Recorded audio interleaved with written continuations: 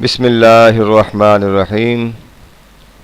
عزیز طلباء و طالبات، معزز و محترم ناظرین و سامعین و ناظرات و سامعات، پروفیسر ڈاکٹر حافظ محمد مشتاق آپ سے مخاطب ہے اور آپ سن رہے ہیں ڈاکٹر حافظ محمد مشتاق یوٹیوب چینل۔ ایم اسلامیات کے اسٹوڈنٹس اور پی پی ایس سی کے تھرو اسلامیات کے لیکچرشپ کے لیے اپیئر ہونے والے اور مختلف کمپٹیشن کے ایگزام میں اپیئر ہونے والے تمام امیدوار، تاریخ اسلام کے مختلف موضوعات پر آپ لیکچر سماعت کر چکے، اور آج کل جو ہمارے لیکچرز جاری ہیں وہ عہد بنو امیہ پر ہیں۔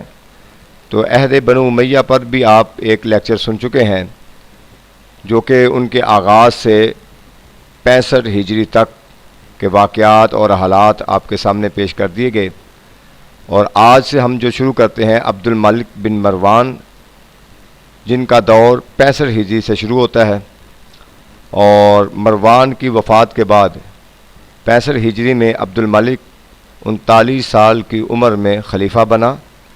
اس وقت بنو امیہ کی حکومت بغاوتوں اور شورشوں سے گھری ہوئی تھی۔ اہل حجاز اور عراق نے ابن زبیر کے ہاتھ پر بیعت کر رکھی تھی، اور اہل بیت کی حمایت کے کئی تحریکیں بھی مارز وجود میں آ چکی تھیں۔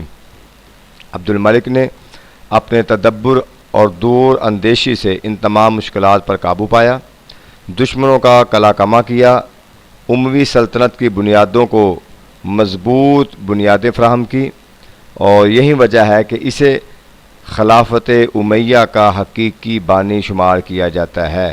یہ اہم پوائنٹ ہے، اس کے اندر آپ نے یہ کوشش کرنی ہے، جو خاص پوائنٹ ہیں اس کو ذہن میں رکھنے ہیں، اور جو بچے ایم اے کے ایگزام دیں گے ان کے لیے یہ سارا مٹیریل ان کو تیار کرنا پڑے گا، اور جنہوں نے کمپٹیشن کے اندر جانا ہے ان کے لیے جو خاص اہم پوائنٹ ہیں ان کو نوٹ کرتے جائیں۔ عبد الملک بن مروان کے کارنامے، اس نے کیا کیا کارنامے سر انجام دیے۔ عربی کو سرکاری زبان قرار دیا گیا، دمشق اور کوفہ میں ٹیکس سال قائم کیے جن میں چاندی سونے کے سکے ڈالے جاتے، نیز عبد الملک نے ایک ہی سکہ رائج کیا۔ اس کے دور میں حجاج بن یوسف نے قرآن پر اعراب لگوائے۔ اب یہ ذہن میں رکھ لیں کس کا دور تھا، یعنی عبد الملک بن مروان کا دور تھا، اور حجاج بن یوسف کے ذریعے سے اعراب لگوائے گئے۔ دیوان البرید کا قیام عمل میں لایا گیا، جس کے تحت صاحب البرید کی مرتب کردہ اطلاعات پوری تیزی سے خلیفہ تک پہنچائی جاتی۔ کعبہ کی تعمیر نو کروائی، سیلاب کی روک تھام کے لیے وادی مکہ کے ارد گرد بند بنوائے گئے، کوفہ اور بصرہ کے درمیان واسطہ کی چھاؤنی تعمیر کروائی گئی۔ تو یہ اس کا دور ہے، اور اس کے اندر چند اہم کارنامے جو آپ کے سامنے پیش کیے گئے۔ اس کے بعد ہے ولید بن عبد الملک، یہ 86 ہجری تھا، 96 ہجری۔ عبد الملک نے اپنی زندگی میں ہی اپنے دونوں بیٹوں ولید اور سلیمان کو علی ترتیب اپنا جانشین نامزد کر دیا۔ چنانچہ باپ کی وفات کے بعد 705 عیسوی میں، آپ یوں کہہ لیں کہ 86، آپ ہجری یاد کریں، چونکہ ہجری کے حوالے سے واقعات چلتے آ رہے ہیں تو یہ آسانی سے ہے، عیسوی کو بے شک رہنے دے، ایک ہی تاریخ کافی ہے۔ ولید تخت نشین ہوا۔ عبد الملک اپنے زمانہ میں تمام مخالف طاقتوں اور اندرونی شورشوں کا کالا کما کر کے میدان بالکل صاف کر گیا تھا۔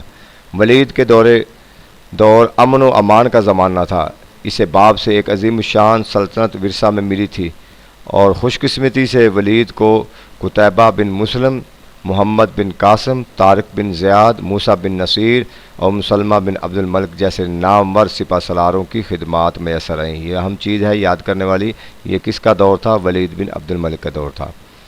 اب ولید بن عبد الملک کی فتوحات، ولید نے اپنے مشیر خاص حجاج بن یوسف کی مدد سے ایسے جرنیل منتخب کیے جنہوں نے اسلامی طاقت کا لوہا ساری دنیا میں منوایا، وسیع و عریض علاقے فتح کیے، اور اس کے اندر توسیع ہوئی۔ اس عہد کو اموی دور کا سنہری دور کہا جاتا ہے۔ یہ اہم پوائنٹ ہے جی، اس دور ولید بن عبد الملک کے دور کو عہد بنو امیہ کا سنہری دور کہا جاتا ہے۔ اب دیکھتے ہیں کہاں کہاں تک ان کی فتوحات ہوئی۔ وسط ایشیا کی فتوحات۔ حجاج نے یزید بن محلب کو معزول کر کے قتیبہ بن مسلم کو حاکم خراسان مقرر کیا۔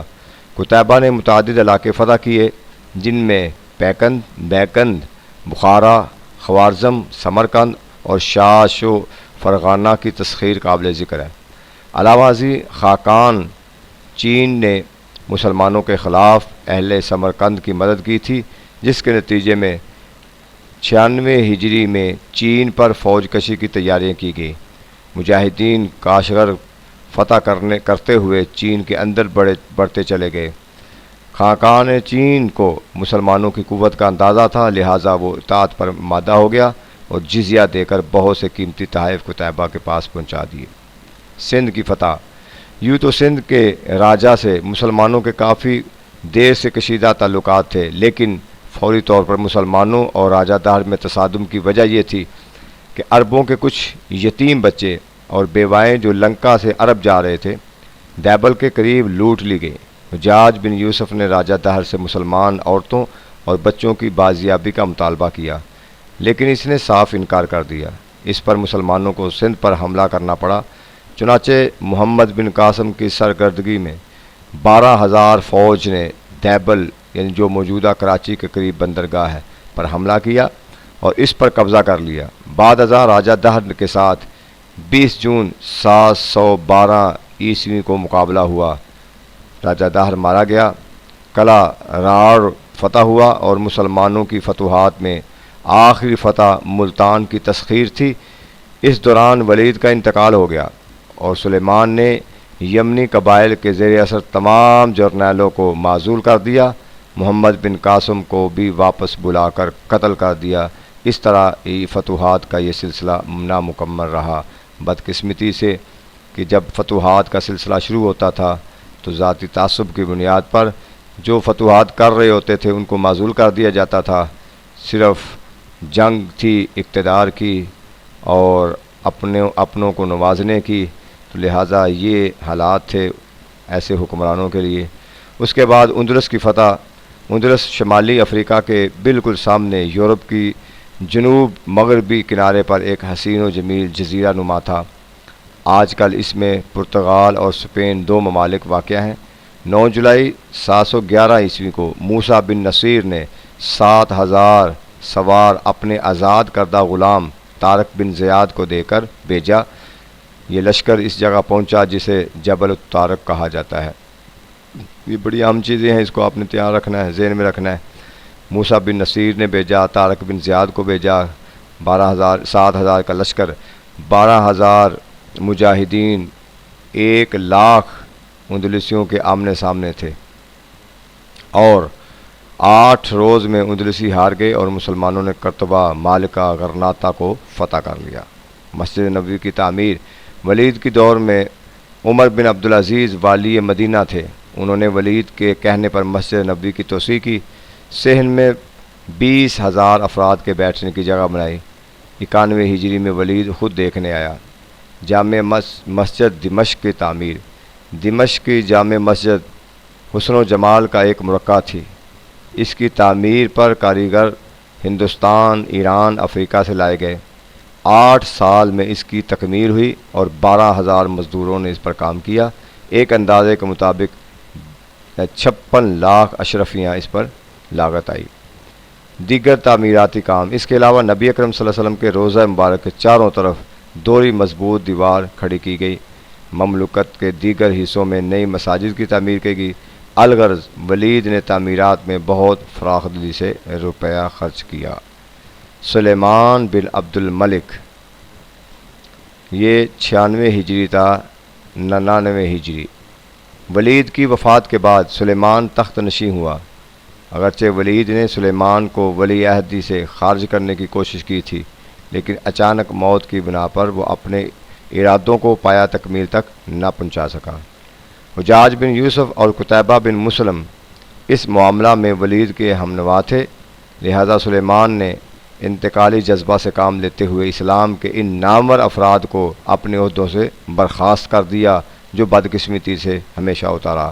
محمد بن قاسم اور قتیبہ بن مسلم کو قتل کروا دیا اور موسیٰ بن نصیر کو قید میں ڈلوا دیا۔ یہ نصیر ہے، موسیٰ بن نصیر کو۔ اس کے علاوہ حجاج کے دور کے تمام عاملوں کو ہٹا کر دوسرے حاکم مقرر کر دیے گئے۔ اس انتقامی پہلو کے علاوہ سلیمان فطرتاً نیک خو تھا۔ اس نے حضرت عمر بن عبدالعزیز کو اپنا مشیر بنایا۔ سلیمان کے دور میں قسطنطنیہ پر حملہ کیا گیا اور کئی ماہ تک محاصرہ رہا مگر کامیابی نہ ہوئی۔ سلیمان کا ایک اہم کارنامہ حضرت عمر بن عبدالعزیز کو اپنے بعد بطور خلیفہ مقرر کرنا ہے۔ اسی بنا پر مورخین نے اسے مفتاح الخیر کا لقب دیا ہے۔ لو جی، یہ اہم چیز ہے، ایک مفتاح الخیر کس کا لقب ہے؟ سلیمان کا۔ اور مفتاح الخیر اس لیے کہا جاتا ہے کہ چونکہ حضرت عمر بن عبدالعزیز کے ذریعے بلائی کا دروازہ کھلا اور یہ بلائی کی جو مفتاح تھی وہ سلیمان کی طرف سے ہوئی۔ انہوں نے ایسے شخص کا انتخاب کیا جنہوں نے بعد ازاں چل کر ایک آئیڈیل ریاست قائم کی اور بہت سارے جو کام کیے، دینی، دنیاوی اور ترقی کے معاملات جو تھے ان کو بھی کیا۔ تو اس لیے یہ لیکچر جو ہے حضرت عمر بن عبدالعزیز تک ہے۔ اس کے بعد انشاءاللہ اگلا لیکچر حضرت عمر بن عبدالعزیز سے شروع ہو کر بنو امیہ کے آخری بادشاہ تک ہم اس کو ڈسکس کر لیں گے۔ تو انشاءاللہ 3 لیکچرز کے اندر آپ کو یہ ساری انفارمیشن جو ہے آپ تک پہنچ جائیں گی، اور اس کے علاوہ پھر دیگر جو معلومات ہیں اس پر بھی لیکچرز ہوں گے۔ اللہ تعالی ہمارا حامی و ناصر ہو۔ شکریہ۔